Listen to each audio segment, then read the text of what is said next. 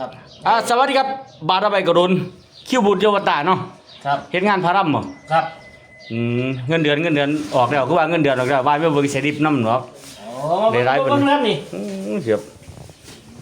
นี่ครับ ยอด ยอดรับเต็ม โอ้ 1461.63 สตาง หัก ค์ แล้ววันหักแล้ว หักแล้วคงเหลือ โอ้8,700 8,794 บาท โอ้เขาจะสีเช็คเด้อครับเด้อบ่แม่นบาทเด้ บ่ตีเป็นเช็คเด้อตีเป็นเช็คเด้อ อันนี้ก็ของหมูดอกว่า ของหมู่ ของเขา ครับของเขาของพ่อน้องเมดอยู่ มอันนี้เพิ่นญาติเมียเพิ่นรู้หน้าเพิ่นเลยบ่ให้เบิ่ง เดี๋ยวขี้บุตรเยาวตาพี่น้องเพิ่นเฮ็ดได้อยู่ได้กินได้ยังกินแน่งเนาะมัน